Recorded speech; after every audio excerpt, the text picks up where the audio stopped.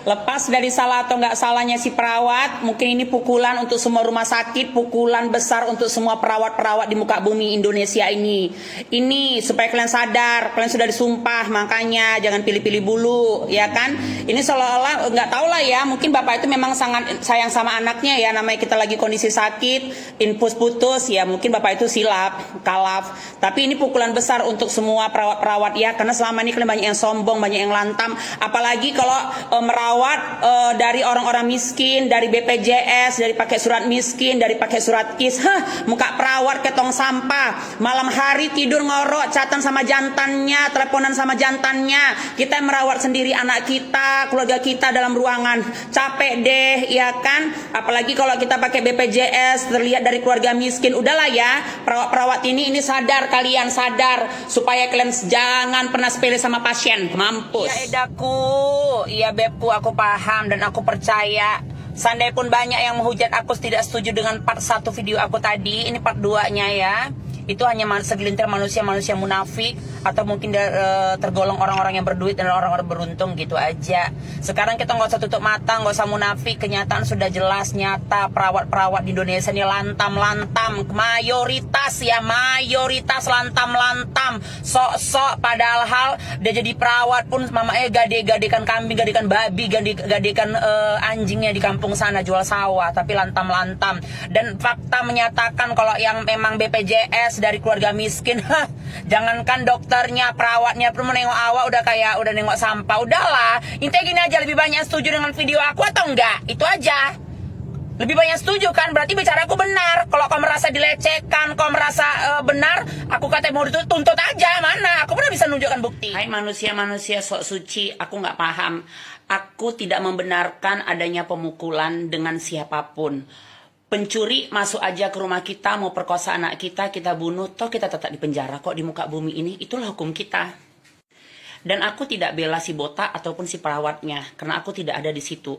Makanya otak, kuping sama jantung kau sinkronkan supaya kau bisa menelaah video aku ya. Jangan sok tai.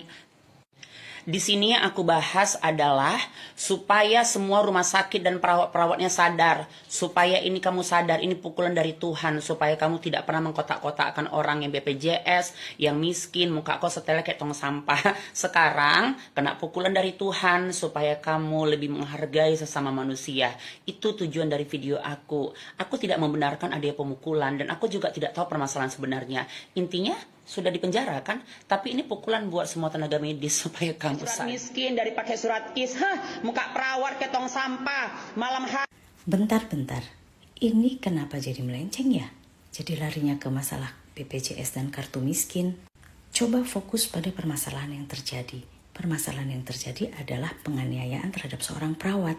Setiap orang pasti punya pengalaman, baik atau buruk, dalam menerima pelayanan jasa. Dalam hal ini jasa rumah sakit. Ketika ada pelayanan yang tidak memuaskan, silahkan komplain di situ. Utarakan ketidakpuasan apa yang terjadi. Jangan berkoar-koar seperti ini Bu di TikTok. Apalagi sampai bilang wajah para perawat itu tong sampah. Sampai ke hal-hal pribadi.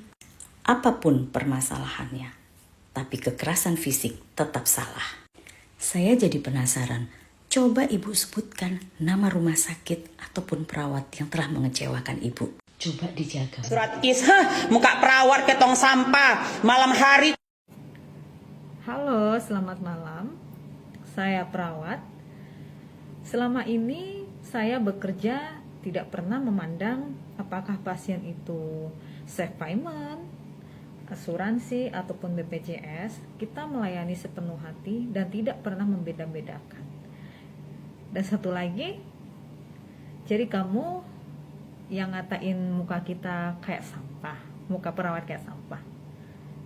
Kamu yakin muka kita kayak sampah?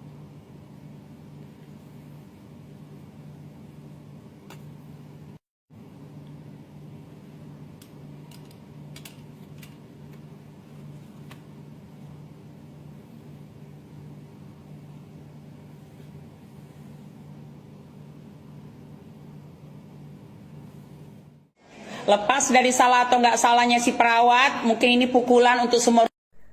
Mungkin video ini viral atau kita diviralkan sama suster-susternya. Ini pengalaman saya di rumah sakit daerah Medan, pasti tahu. Saya tanya, "Kak, ini infusnya kok berhenti? Darahnya kok naik, Kak?" "Biasalah." Terus masuk malam, "Kak, tolong dong infusnya macet lagi, naik darahnya." Mukanya tuh ekspresi, karena kami pakai kartu miskin. Rumah sakit pukulan besar untuk semua perawat-perawat di muka bumi Indonesia ini. Terima kasih, saya mau berbagi sedikit tentang soal perawat.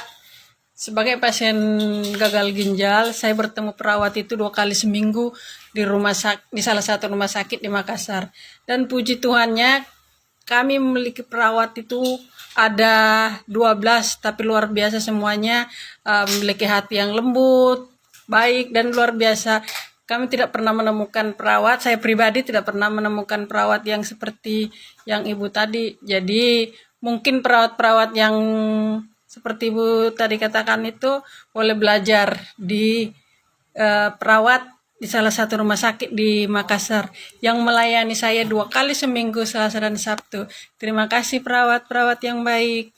Kalian luar biasa, melayani dengan hati.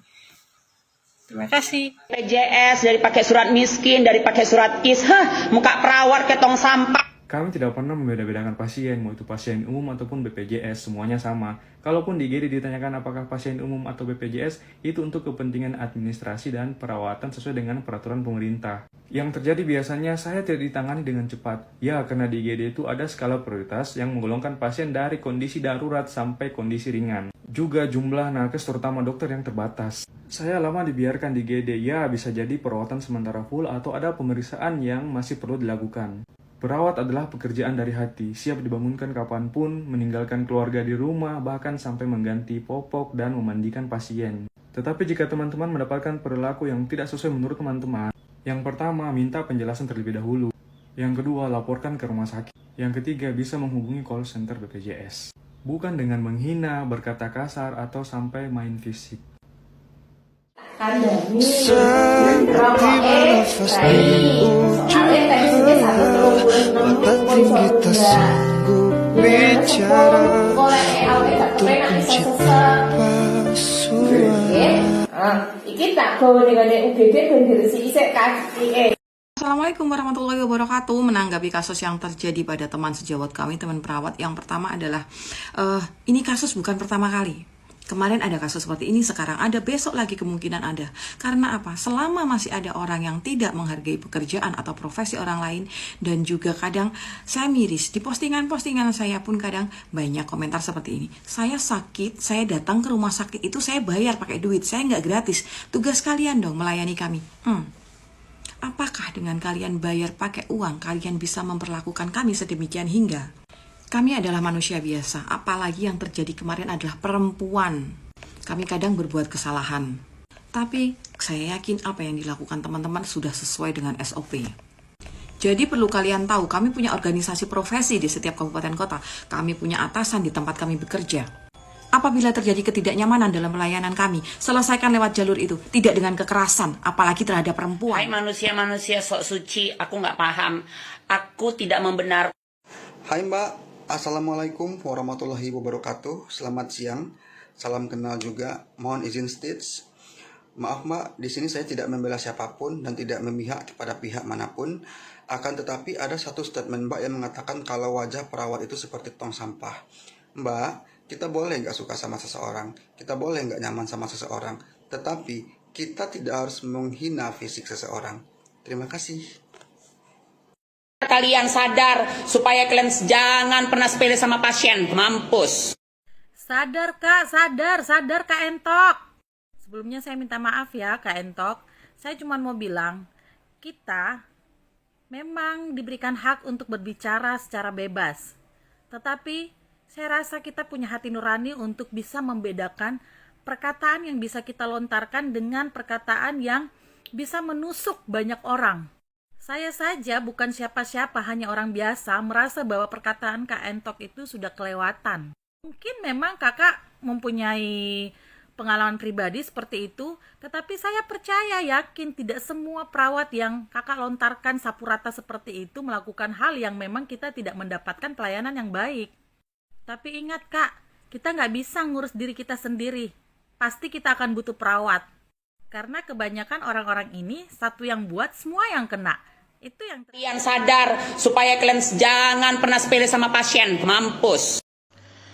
Baik, video ini tidak membela siapapun, tetapi saya menilai Ratu Entok ini terlalu lantang untuk mengatakan bahwa perawat seluruh Indonesia itu sepertinya melakukan hal yang sama apa yang dia katakan, dan tanpa menyebutkan oknum. Sementara setiap orang yang melakukan kesalahan di bawah lembaga, di bawah organisasi apapun, pelakunya itu harusnya disebut dengan oknum, tidak harus menyebutkan perawat, sementara perawat itu adalah profesi. Nah, perawat itu juga adalah manusia, bisa saja dia melakukan kesalahan, tapi ketika si Ratu Entok ini memiliki suatu luka yang mendalam, terus menyebutkan hal-hal yang kurang enak didengar dari videonya ini, setidaknya dia harus menyebutkan siapa orangnya, di mana, kapan, sehingga tidak melebar kemana-mana dan tidak menyakiti seluruh perawat Indonesia.